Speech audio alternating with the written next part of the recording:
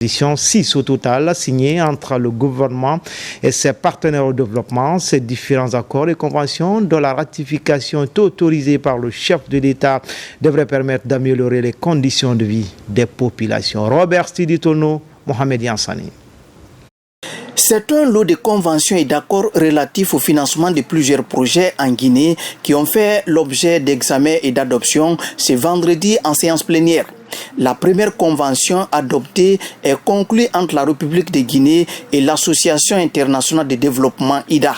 Elle est relative au projet de transformation du système de santé pour un montant global de 15 millions de dollars américains, dont 85 millions de crédits sur ressources propres IDA et 10 millions de donations à prélever sur ressources de fonds fiduciaires de financement mondial. Ce projet devrait permettre d'améliorer l'utilisation des services de santé en renforçant des infrastructures pour mieux répondre aux besoins des populations. Les conditionnalités de la mise à disposition de ces fonds sont commission d'engagement 0,5% par an sur le montant du solde non retiré, ce taux fixé à 0% pour l'année fiscale 2025 par le conseil d'administration de la banque.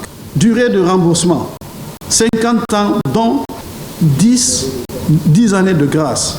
Et pour nous, c'est une priorité, une nécessité absolue d'avoir ces fonds qui nous permettront de combler un gap, le gap lié justement au retrait de financement de certains groupes bailleurs. La deuxième autorisation de ratification est relative à la convention du crédit acheteur numéro 4 entre la République de Guinée et le groupe BPI France dans le cadre du financement, la conception et la construction de 14 ouvrages de franchissement sur le territoire guinéen.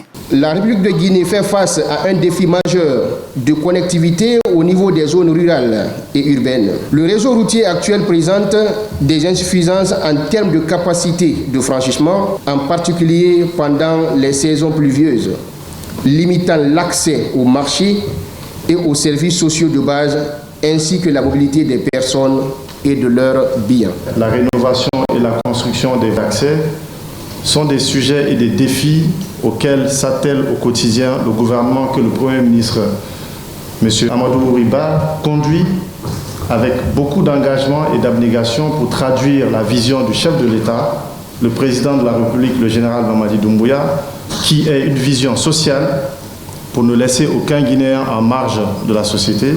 Un accord de prêt entre la Banque d'investissement et de développement de la CEDEAO et le gouvernement guinéen a été aussi autorisé par le CNT. Sa ratification par le chef de l'État devrait permettre le financement partiel du projet de réalisation des systèmes d'alimentation en eau, notamment dans les villes de Beila, Koubia et Fria. Ce projet s'inscrit dans le cadre du plan de redressement du secteur de l'eau en milieu urbain, issu des recommandations des études suivantes. Établissement d'un diagnostic et d'un plan de renforcement dans le secteur urbain de l'eau potable en Guinée et le schéma directeur d'alimentation en eau potable, AEP, des 26 villes de la Guinée à l'horizon de 2040. L'accord cadre entre Électricité de Guinée, EDG et la société Topaz, Multi-Industrie SA, la convention de concession entre la société Kama et le gouvernement de la République de Guinée dans le cadre du projet de développement et microcentrales hydroélectriques à but multiple de Keno, ainsi que l'accord G6 qui va permettre d'encadrer et régir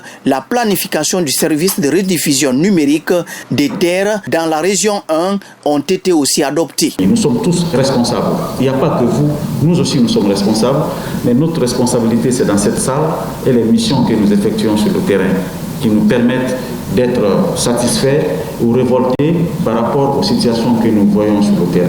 Donc nous apprécions ces accords-là, mais nous devons aussi faire ces commentaires, ces rajouts-là, pour que vous compreniez tout simplement que nous sommes dans le même bateau. Chacun doit faire son travail. Cette brochette d'accords et de conventions adoptées viennent s'ajouter aux nombreux autres déjà autorisés par l'organe législatif de la transition. Leur mise en œuvre pourrait améliorer favorablement les conditions de vie des populations guinéennes. Comme annoncé dans les titres, c'est une grande avancée, une première en Guinée, une entreprise industrielle d'automobile baptisée New Guinea Development. Elle est spécialisée en montage auto, créée par un groupe de jeunes Guinéens. Cette initiative vient concrétiser la vision des autorités du CNRD dans la transformation d'une Guinée émergente. La cérémonie de présentation de l'entreprise et ses activités s'est tenue au Palais du Peuple en présence du président du Conseil national de la transition et des membres du CNRD, Abdoulaye Ningelande Diallo. Sous la conduite éclairée du général Mamadi Doumbouya, la République de Guinée enregistre des avancées significatives dans le domaine des innovations techniques, technologiques et industrielles. Ce vendredi, le pays a officiellement lancé sa toute première entreprise de construction d'automobiles. Son nom, New Guinea Development. Présidé par Dr Dansa Kourouma, président du Conseil national de la transition, la cérémonie de lancement a eu lieu en présence de plusieurs personnalités civiles et militaires, notamment le ministre secrétaire général de la présidence de la République, des conseillers de la présidence, des membres du gouvernement, des représentants des institutions nationales et internationales, le chef d'état-major général des armées, entre autres. Ce projet n'est pas seulement un programme économique, c'est un rêve commun qui devient réalité. Il est la fruit de la volonté nationale et du soutien direct de son Excellence, Monsieur le Président de la République, qui a fixé une vision claire, une Guinée forte, indépendante, être capable de produire son propre avenir.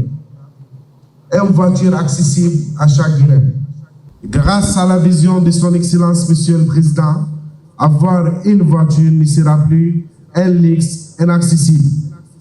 Nous avons mis en place un système de paiement bancaire simple et accessible pour que chaque citoyen puisse acheter un véhicule de qualité. Composé des jeunes étudiants guinéens et d'experts étrangers, l'entreprise New Guinea Development a, à cette occasion solennelle, présenté au public ces nouvelles marques de voitures made in Guinée.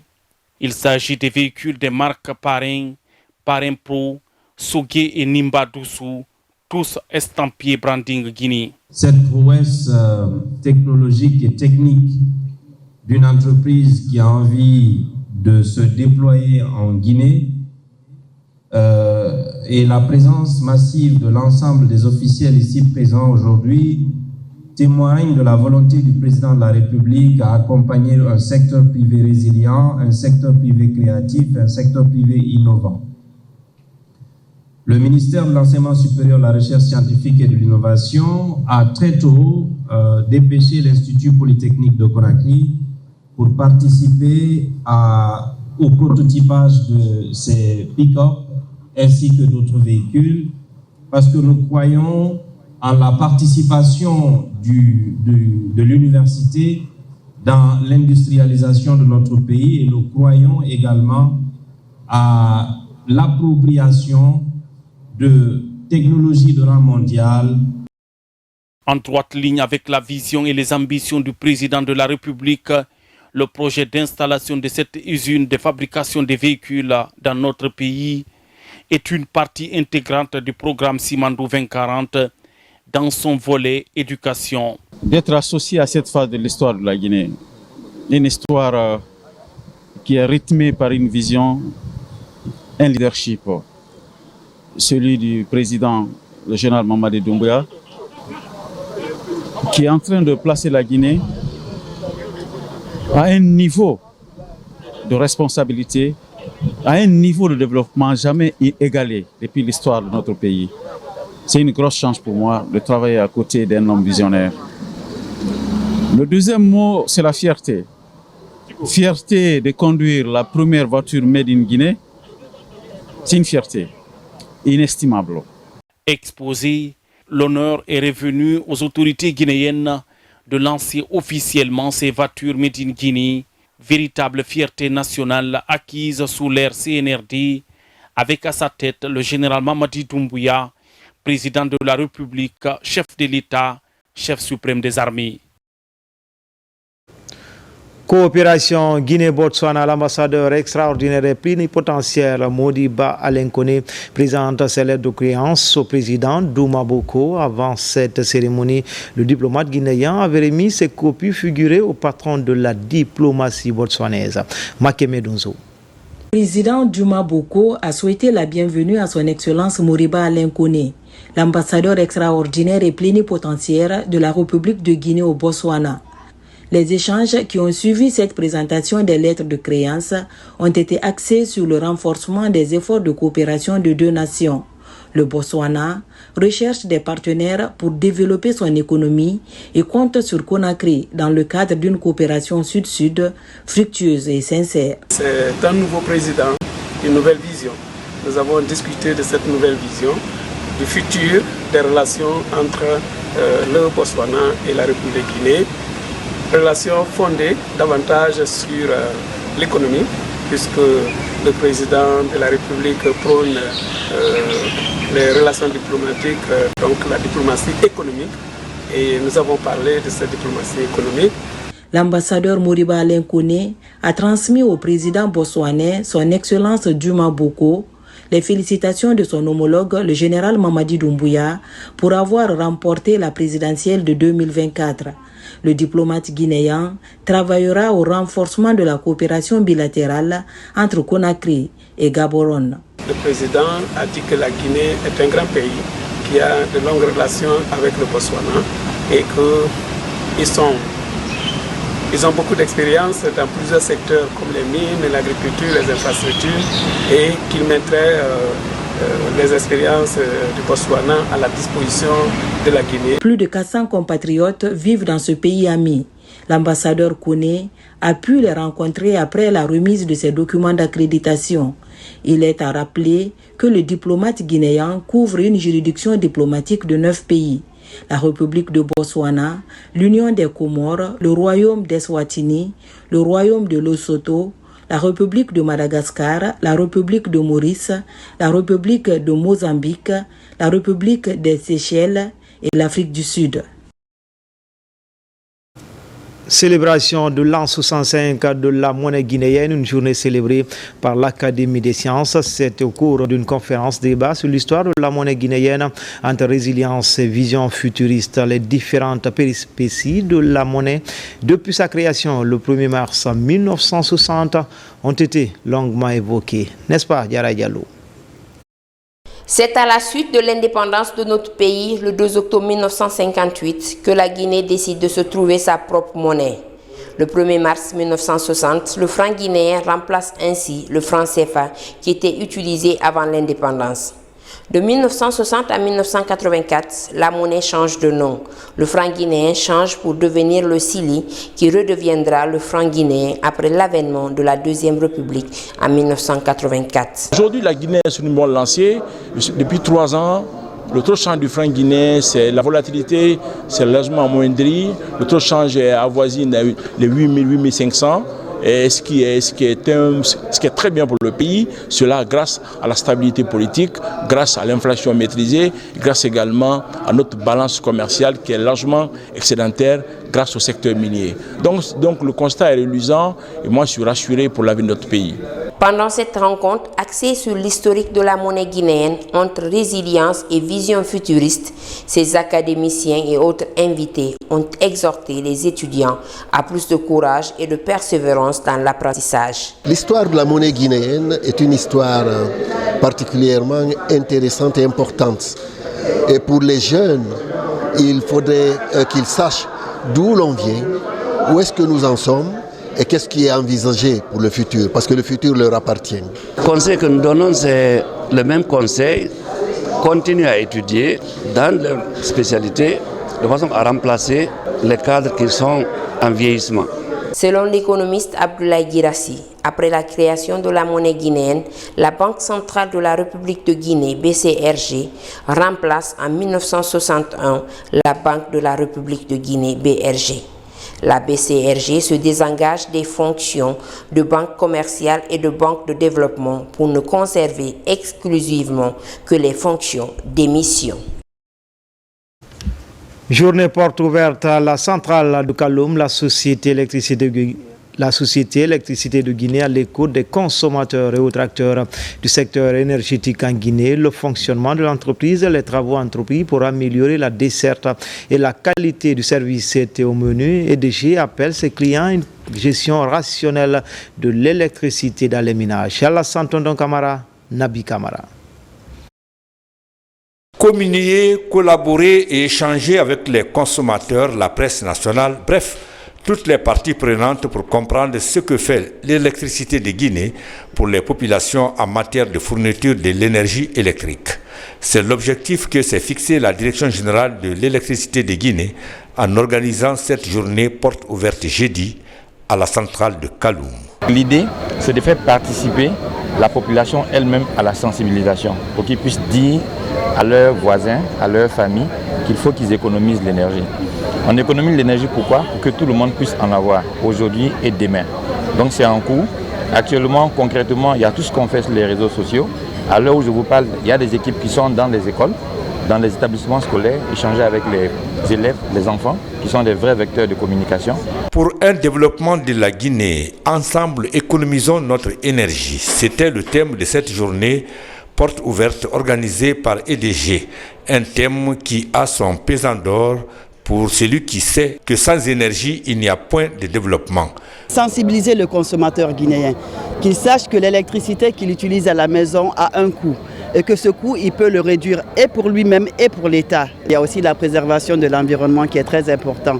Nous savons actuellement que nous faisons face à un réchauffement climatique et que pour que les thermiques électriques marchent, on consomme du carburant, on consomme de l'énergie, on consomme du HFO et que ça a des effets négatifs sur l'environnement. C'est par la visite des installations techniques de la centrale de Kaloum que la journée porte ouverte organisée par EDG a pris fin. Justice, la Guinée marque une avancée en matière d'amélioration des conditions carcérales.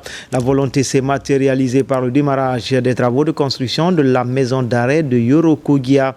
La prison sera bâtie sur 6 hectares pour 3000 prisonniers. Elle prendra en compte la réinsertion avec des centres de formation. C'est un financement du gouvernement guinéen. Plus de détails avec Tierno Younoussaba. Cette vue aérienne panoramique de 6 hectares nous amène au cœur du gigantesque chantier de Yorokogia, situé à Dubrika en périphérie de Conakry. Voilà à quoi va ressembler la future prison. Répartie en plusieurs blocs, Yorokogia est capable d'héberger 3000 détenus. Sur ce site, des mesures de réinsertion sont prévues à travers l'apprentissage des métiers. Cette prison moderne offre la solution idéale pour donner plus de confort et d'autonomie aux détenus. C'est un projet qui est divisé en 9 lots. Au niveau du premier lot, vous allez constater la présence des 4 blocs de détention. Donc nous avons commencé déjà l'ouverture des fouilles et un avancement très très majeur au niveau de la fondation du premier bloc de détention. C'est des blocs de détention qui sont en R+3, qui sont équipés tous des miradors, c'est-à-dire des trucs de contrôle qui sont à R+5 pour assurer en profondeur la sécurité de la prison. Après plusieurs années de gestation, Yorokogia démarre à la vitesse de croisière, ce qui confirme la volonté du CNRD à humaniser les prisons pour améliorer les conditions de détention. C'est un projet qui a un peu quand même son histoire. On commençait depuis avec l'ACGP. À l'initial, c'était un projet prévu pour 1500 détenus. Nous avons dû doubler la capacité. Alors, toutes les 2 semaines, le ministre de la Justice nous a instruit de passer sur le terrain. À l'envergure qu'évoluent les travaux, nous pouvons dire qu'au maximum dans 1 an, nous pourrons procéder à l'inauguration de ce gigantesque chantier. Ce Yorokogia des contes de fées et des rêves est aujourd'hui devenu une réalité. Les travaux avancent à une allure inimaginable. Tout cet ingrédient me permet d'espérer inviter le président de la République, le premier ministre chef du gouvernement et l'ensemble du gouvernement à l'inauguration dans un délai maximum d'1 an, 6 mois. Cette prison conçue à l'image d'une ville prévoit aussi des aires de jeu et des lieux de culte pour permettre aux détenus de s'acquitter de leurs obligations religieuses. En clair, tout est prévu pour la lutte contre la surpopulation carcérale pour plus de respect des droits des prisonniers. Concertation sur la publicité dans les médias en Guinée. Le conclave a réuni dans la salle des actes du Palais du Peuple hommes de médias, responsables de la haute autorité de la communication, l'Union des consommateurs, la floraison des fausses annonces sur certains produits et le motif de cette rencontre, tout comme la loi 2024-002 CNT portant réglementation de la publicité en Guinée. Nabila Moussa Bangoura, Zézégui Lavogi.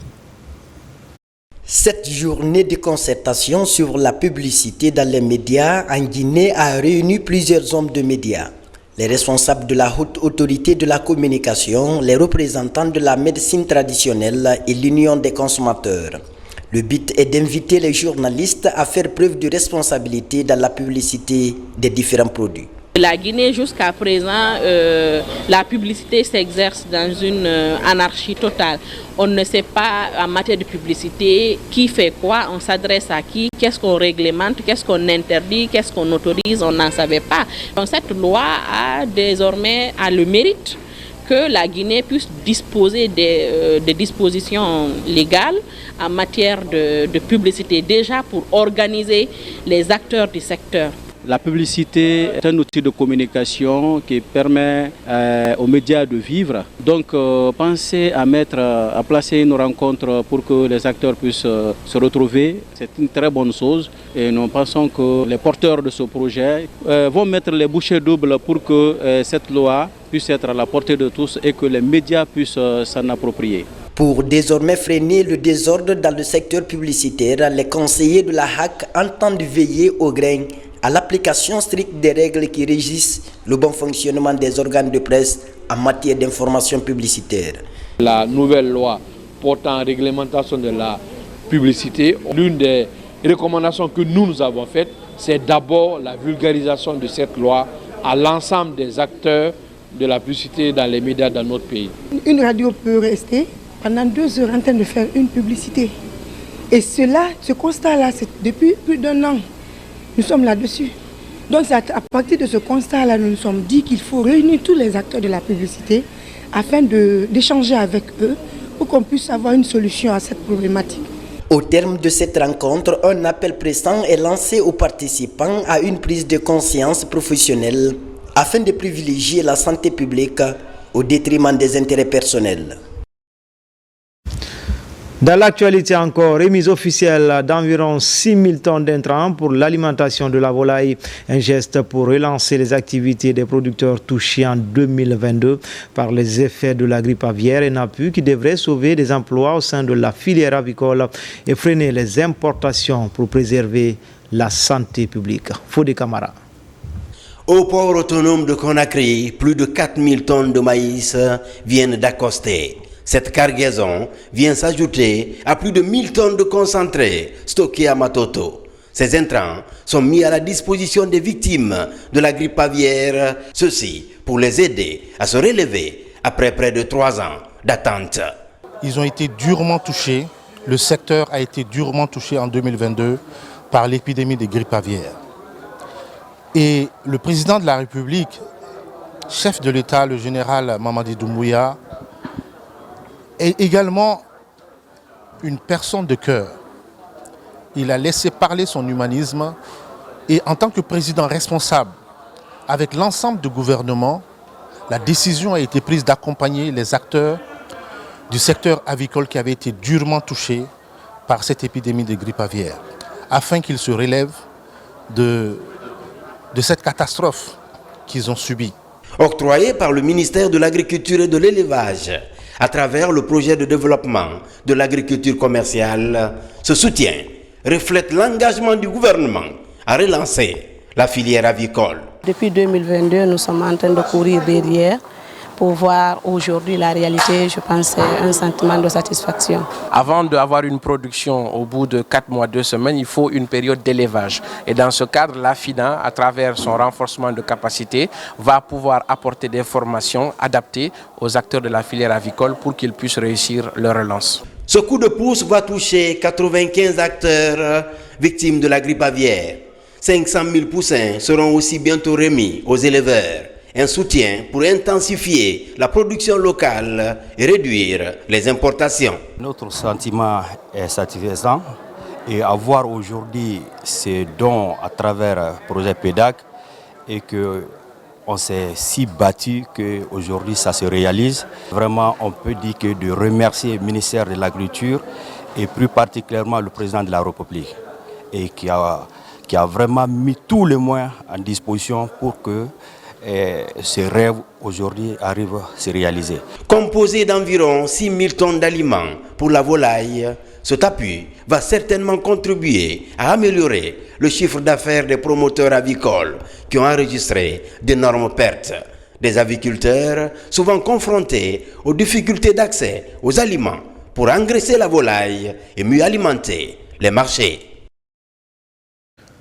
Au sein de la filière mangue également, les acteurs évoluant à Cancan sont à l'école. La technique développée et baptisée piège à phéromones, son utilisation demeure une préoccupation, une stratégie pour lutter contre les mouches de fruits. Juste après la formation, une quantité importante de ces pièges est mise à disposition. RTG Cancan et l'âge Fodé Bangali Fofana. Les mangues de la savane guinéenne étaient dans le temps considérées comme les meilleures mangues de l'Afrique. Aujourd'hui, elles ont perdu leur qualité à cause de l'attaque des mouches de fruits il y a plus de 10 ans. Lutter contre ces mouches de fruits, c'est la mission que s'est assignée la Direction nationale de la protection des végétaux et des denrées stockées.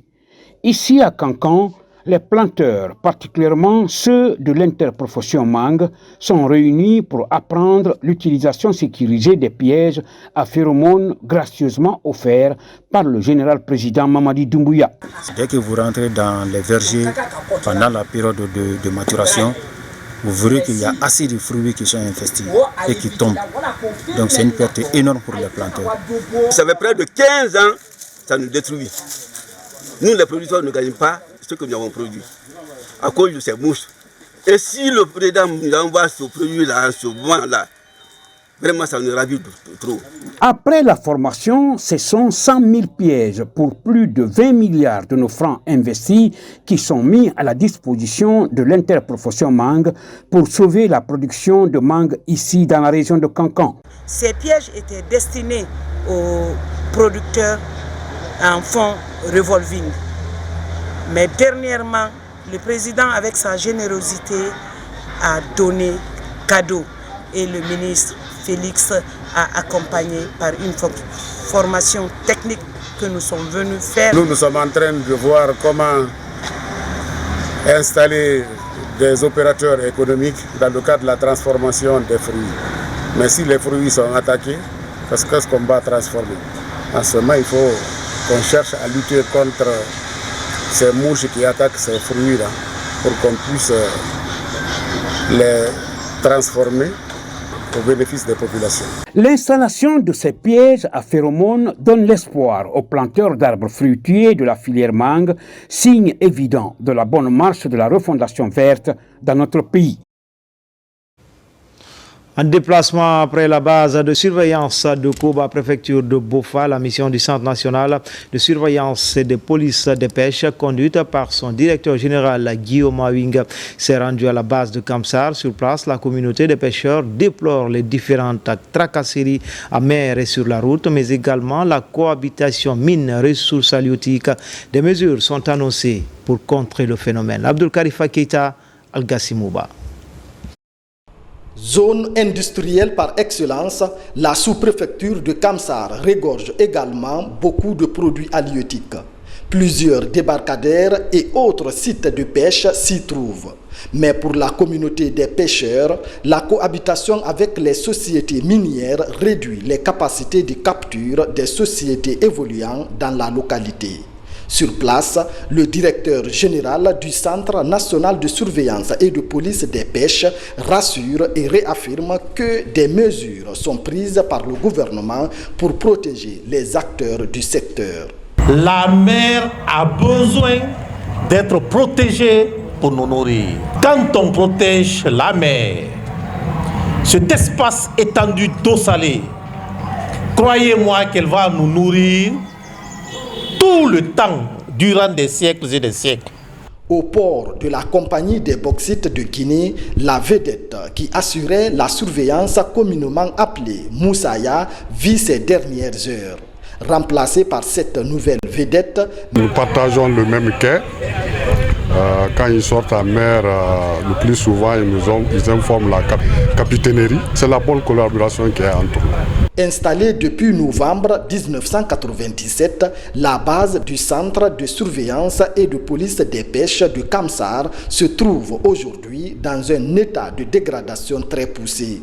C'est pour cela, animé par l'esprit de refondation de l'État, la direction générale du CNSP ambitionne de hisser les performances du centre au cime de la totale réussite. Des actions de développement à Gongoré, préfecture de Pita, plus précisément à Dar es Salaam. Les populations se lancent dans la réalisation d'un centre d'accueil et l'installation des lampadaires solaires. L'idée d'asseoir l'autorité de l'État et améliorer les conditions de vie des populations locales. RTG Mamou, Mamadou Paté-Baldé. Dar es Salaam, dans la sous-préfecture de Gongoré, manifestent leur adhésion aux idéaux de paix et de développement prônés par le président de la transition, le général d'armée Mamadi Doumbouya. Pour concrétiser cette volonté, les citoyens ont entrepris la réalisation sur fonds propres d'un centre d'accueil. Le premier événement, c'est la pose de la première pierre pour la maison d'accueil du district de Thiel. Donc c'est une maison qui va servir de refuge pour les fils et filles de Thiel. En plus de cela, nous avons vu ici la pose de la première pierre de lampadaire. C'est un projet qui nous tenait à cœur. Donc c'est un projet pour tous les districts. À côté de cette infrastructure, l'objectif sera la réception des hôtes de marque. L'association Dar es Salaam International a aussi entamé l'installation des lampadaires solaires dans tout le village et dans les lieux publics. Une façon pour ces ressortissants d'aider la population à bénéficier de l'éclairage public. Je suis content aujourd'hui. J'appelle à la jeunesse de Darou et à la jeunesse des districts de Tchehel et tous les jeunes de la République de Guinée de s'inspirer de cette initiative pour faire avancer les choses. Parce que, comme on dit toujours, le développement se commence à la base jusqu'à le sommet. Donc on ne peut pas attendre à l'État à toutes les choses. En initiant ces actions, les habitants de Dar es Salaam veulent s'inspirer du projet Simandou 2040 pour développer leur localité. Le développement doit partir de la base.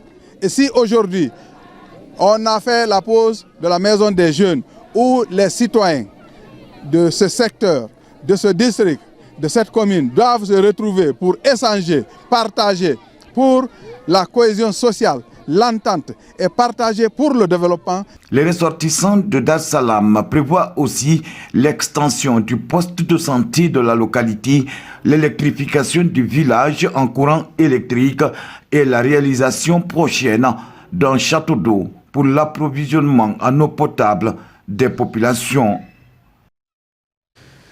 Les cadres du ministère de la fonction publique en concertation à Kindia au centre de débat, l'élaboration de documents sur la stratégie nationale de la migration, l'idée de trouver des voies et moyens pour mieux intégrer les migrants dans le monde du travail. Yaya Silla.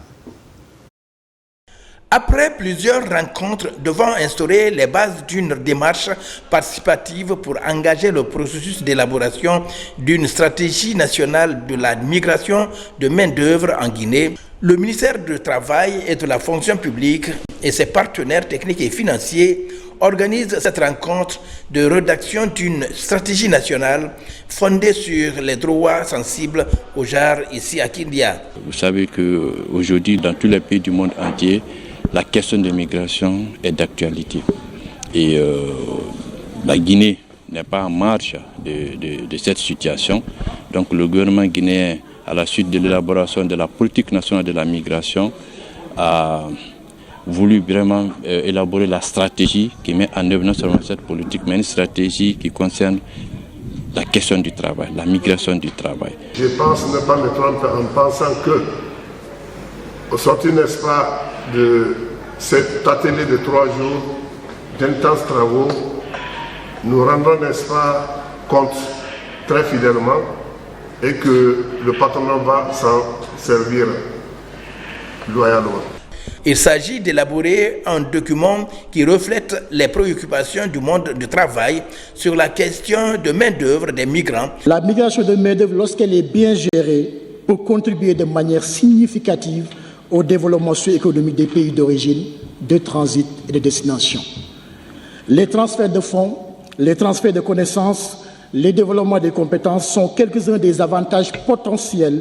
Cependant, lorsque les politiques migratoires ne sont pas fondées sur les droits, ne tiennent pas compte de la dimension genre, ces gains peuvent être compromis. Cet atelier d'écriture est une occasion de consolider les efforts et de renforcer les capacités opérationnelles des acteurs impliqués dans la réglementation de l'emploi, de l'immigration.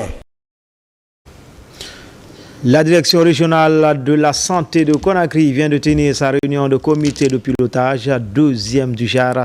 Cette instance d'échange vise à évaluer les progrès réalisés dans le système de santé local. Durant 4 jours, ils vont travailler sur des stratégies innovantes pour relever les défis. Hadia Toubari.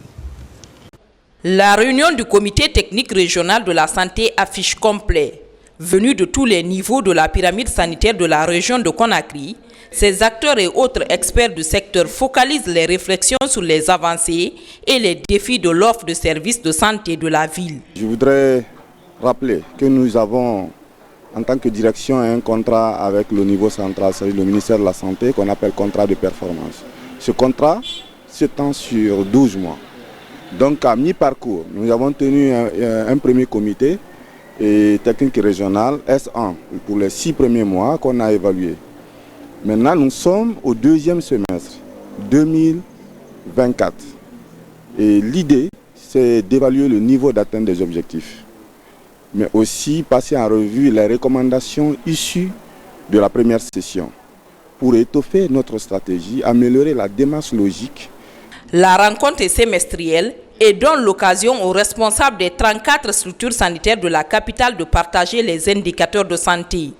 Globalement, la région de Conakry affiche un taux de couverture vaccinale de 70% et une réduction de la mortalité maternelle qui est passée de 30 décès à 15. On sent que en fait, le ministère n'évolue pas seul, il est accompagné par les différentes parties prenantes.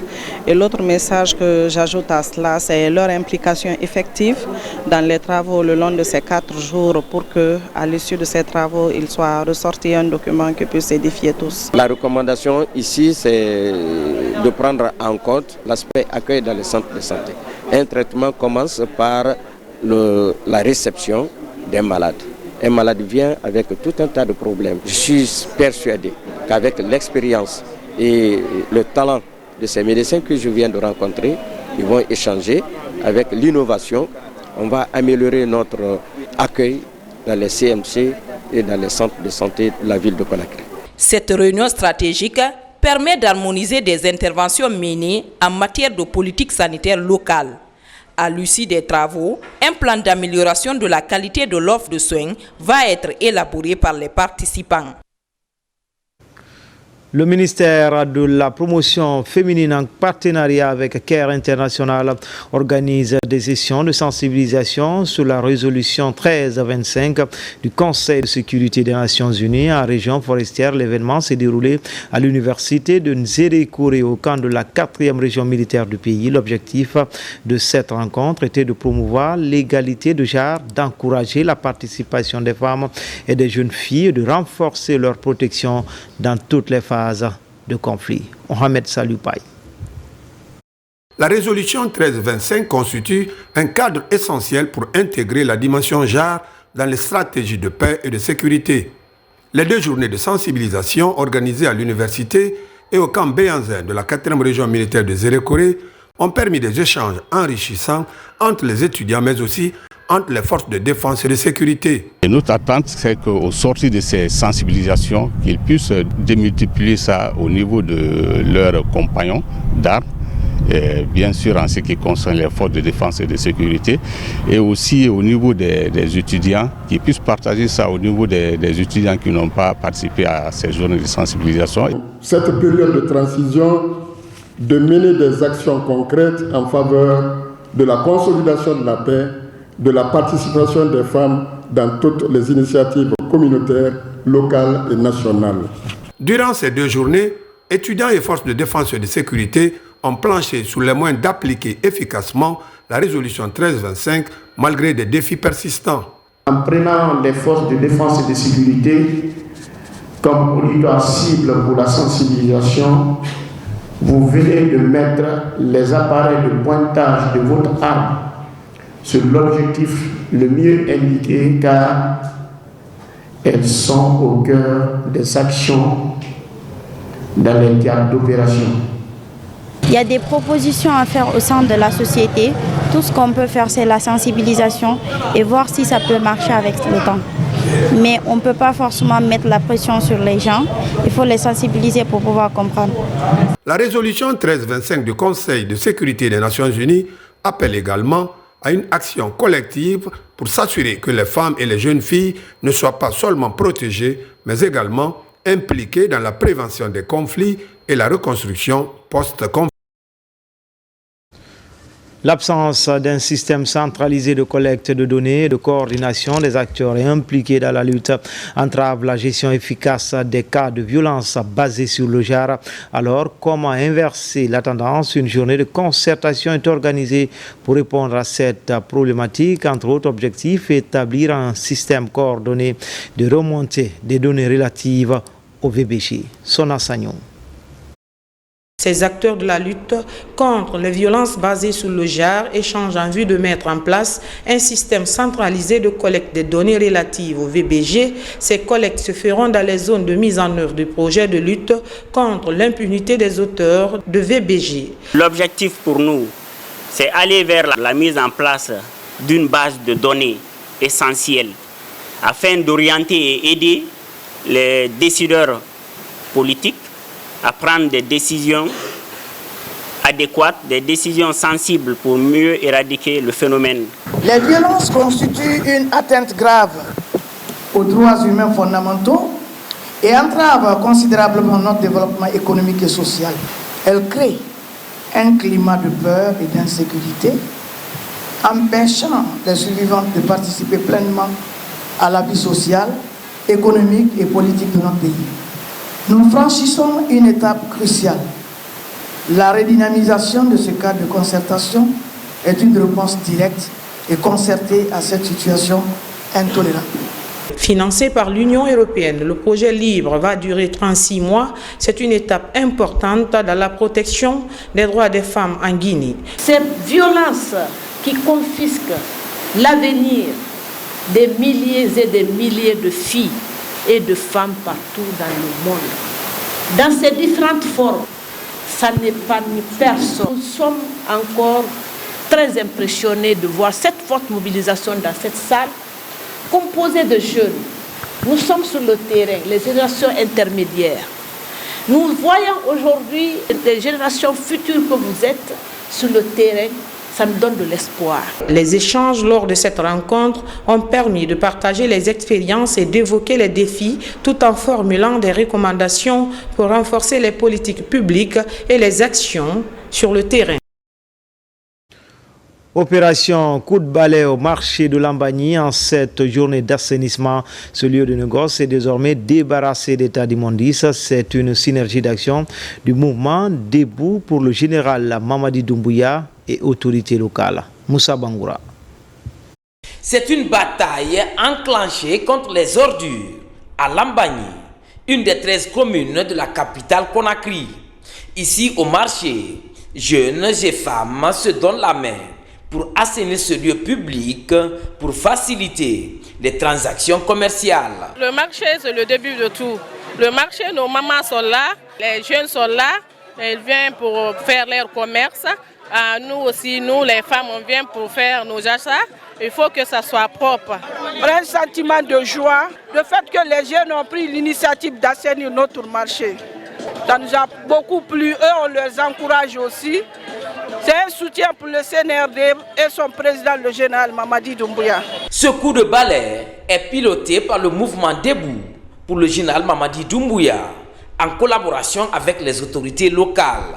C'est un acte qui prouve que tout commence par la propriété, vu que nous sommes de la culture. Notre structure est là pour valoriser et fonder bien les membres de la culture. Donc il va falloir commencer par des endroits de travail propres. C'est utile, c'est bon pour la population, pas seulement pour le marché seulement. Donc directement on a jugé nécessaire de venir les accompagner. C'est pourquoi vous nous voyez derrière aujourd'hui, c'est-à-dire ensemble avec le bureau complet, pour que nous puissions vraiment non seulement les encourager, mais aussi assister, c'est-à-dire à l'action qu'ils ont entreprise pour le bien du quartier Waria. Le but est d'éviter les maladies liées à l'insalubrité. À cette journée d'assainissement, des messages sont vulgarisés pour l'hygiène et la préservation de l'environnement en ce début du mois saint de Ramadan. À Boké, également, une journée dédiée au chef de l'État général Mamadi Doumbouya. C'est l'œuvre des populations de la préfecture. Cela passe par un carnaval géant, un meeting d'information sur les acquis du CNRD. Les citoyens ont exprimé leur totale adhésion. Younoussa Tawel Kamara. Ici, dans la commune urbaine de Boké, ce carnaval géant annonce les couleurs de la manifestation de soutien aux acquis du président de la République. De la place des Martyrs au 110e, en passant par 400, autorités préfectorales et citoyens venus de Kakan de Profond expriment leur totale adhésion aux idéaux de l'homme du 5 septembre, le général Mamadi Doumbouya. La jeunesse de Boké soutient 100% le général Mamadi Doumbouya. On le soutient parce qu'il y a de ces choses qui étaient impossibles en Guinée. Aujourd'hui, il a fait que c'est possible. Grâce au général Mamadi Doumbouya, aujourd'hui, la jeunesse de la région de Boké, dans les mines, nous nous sentons heureux. Nous soutenons le président de la République parce qu'il est en train d'accompagner les femmes dans leur projet d'autonomisation. Nous sommes fiers de lui, que Dieu le protège. Au cours du meeting, les autorités préfectorales de Boké ont donné d'amples informations sur les acquis du CNRD durant les 3 années de gestion du pays. Quand tu entends Boké, c'est CNRD. Quand tu entends CNRD, c'est Boké. Ça, c'est un avant-projet de manifestation de reconnaissance pour l'homme qu'il faut à la personne du général d'armée Mamadi Doumbouya. Les prochains jours, plusieurs manifestations de soutien sont annoncées dans la commune rurale de la préfecture de Boké. Enfin, les présidents des délégations spéciales de la préfecture de l'Abbé viennent d'organiser une cérémonie de lecture du Saint-Coran. C'est dans la commune rurale de Popodara que s'est tenue cette retraite religieuse. Ainsi, les fidèles ont lu plusieurs fois le Saint-Coran en présence du ministre de la fonction publique. Les images de Sarafoudine Diallo sont commentées par Sona Sagnon. C'est pour signifier leur totale adhésion aux idéaux de développement du président de la République que les présidents des délégations spéciales de la préfecture de l'Abbé, réunis dans une association, ont organisé cette cérémonie de lecture du Saint-Coran. Les fidèles mobilisés à la grande mosquée de Popodara ont lu à plusieurs reprises le Coran, imploré la grâce divine pour la quiétude sociale, le vivre ensemble et la réussite de la transition. L'ensemble des délégations spéciales de la préfecture de l'Abbé, nous constituons une association intercommunale. Là, nous nous sommes dit qu'il serait intéressant d'organiser une cérémonie de lecture du Coran pour l'unité nationale. Ensuite, pour remercier l'autorité pour tout ce qui est en train d'être fait au niveau de la région de l'Abbé, au niveau de la préfecture de l'Abbé. On est très comblés de joie et message que on confie notre président Sampion à la jeunesse de Popodara et les vieux et les sages, surtout les religieux. Encore de plus, de ne pas laisser bras croisés, levez-nous, qu'on se donne la main en accompagnant le général Mamadi Doumbouya pour notre intérêt de la Guinée nationale. Une instance religieuse qui a regroupé toutes les obédiences administratives, religieuses et les représentants des 14 communes de la préfecture de l'Abbé. La répartition de la richesse aujourd'hui, c'est une réalité avec le CNRD, ça il faut le reconnaître. Donc on appelle vraiment à toute la population d'accompagner le gouvernement, le CNRD. Cette lecture du Saint-Coran a été organisée par les filles et fils du Fouta, particulièrement ceux de l'Abbé, pour la reconnaissance des efforts fournis par le chef de l'État.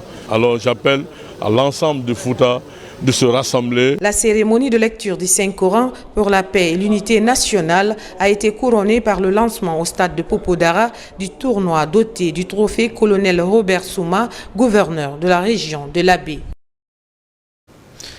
C'était tout pour les infos. Tout le plaisir a été pour moi de vous servir. L'actualité se poursuit sur le www.rtgguinée.info. À demain pour d'autres actualités sur la Guinée, notre paradis terre de richesse et d'innovation. Inch'Allah.